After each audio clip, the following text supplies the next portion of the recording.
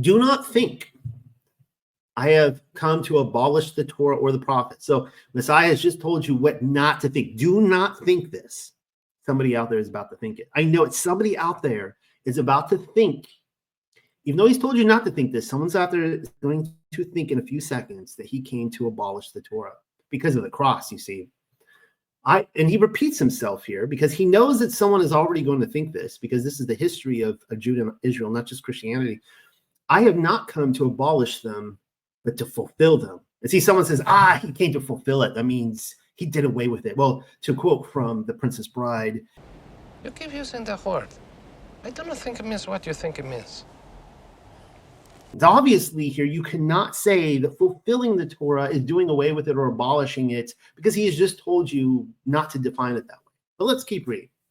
For truly I tell you, until heaven and earth disappear, there's that heaven and earth again, that pesky heaven and earth. I mean, you look out your window right now, just an activity, like pause this video, everybody, if you would like, and test me on this. Go outside. Can you see heaven and earth?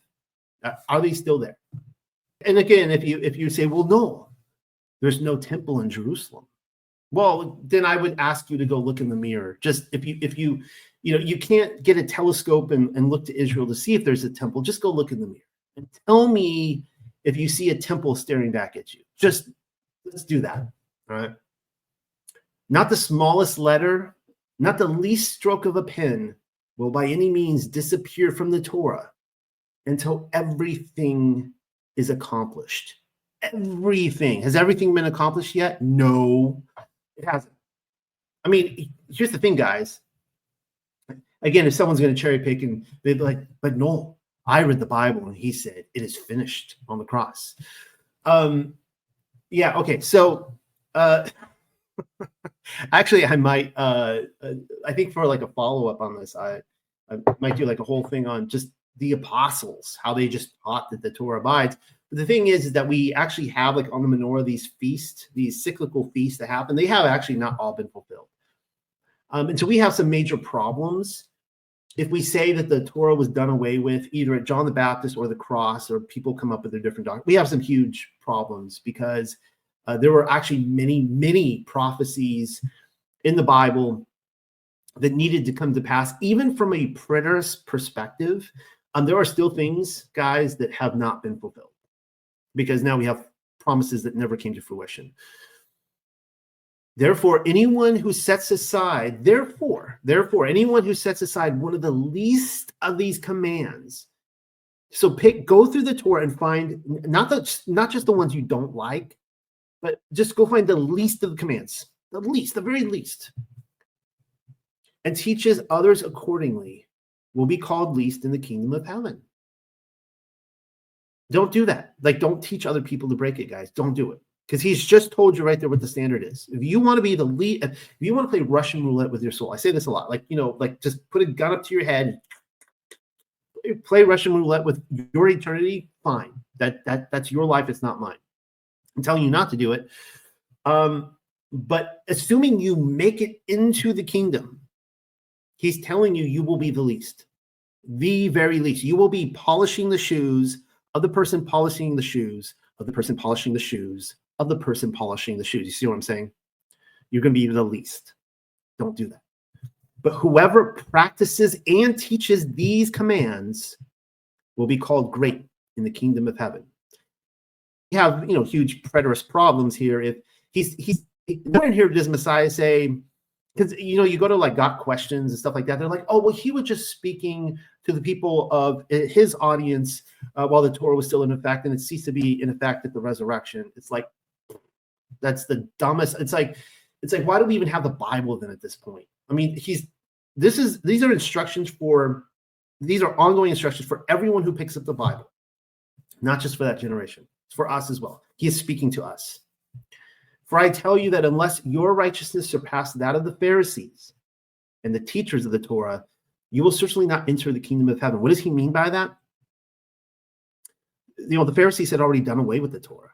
They were practicing something called the Talmud, the oral tradition that they claim came down from Mount Sinai, which is the kind of a dumb argument, because even the Torah itself, the written Torah, was whittle down to nothing. I mean, they would discover there's such malpractice that they would rediscover the Torah in the back of the temple or something like that, telling us that they weren't like, let's memorize the Torah, let's memorize it, but let's not write it down. Like that's the level of malpractice. Therefore, there is no possible way there could be an oral tradition that was perfectly passed down from Moses. But anyways, you talk to the Pharisees, there is no, of course, there is no Torah apart from the Talmud. Just like Christianity, they did away with it. This is what he's saying here. This is the context, because they have done away with the commands and taught others to do so. And he's like, don't be like the Pharisees. Don't do that.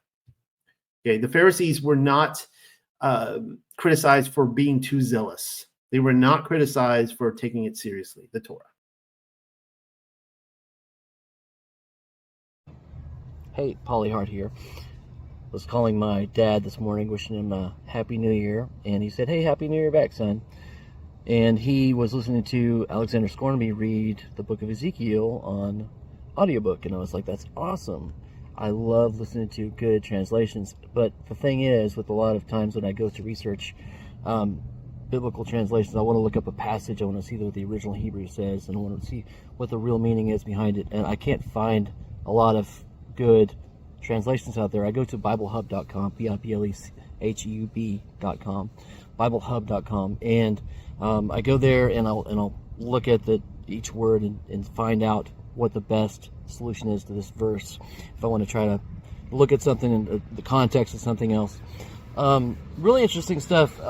My friend Pamela Glasgow is translating the entire Bible into the Paleo-Hebrew, the first written language of the Hebrews.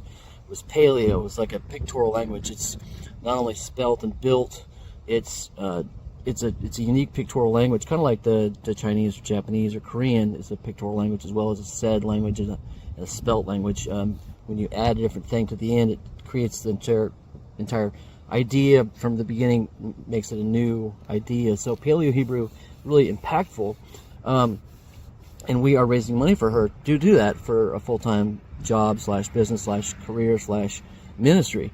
And Noel Hadley with the unexpectedcosmology.com is leading the charge on getting her translations out to the world. So below, I'm going to list a link on how you can give to see the Paleo-Hebrew Bible come to its full fruition. Also, she's got some of the Bible, I believe all the Torah, and some of the Psalms are being done now. It's a continual work, but I'm excited. It's going to be spectacular. So how you can help this come to pass is by your financial gift, your giving to Pamela, so that she can continue on in the calling of her life, which it's going to be awesome. One day I want to go to BibleHub.com and see the Paleo-Hebrew as well, which would be mind-blowing. So you have a good day, and I'll see you later. Bye.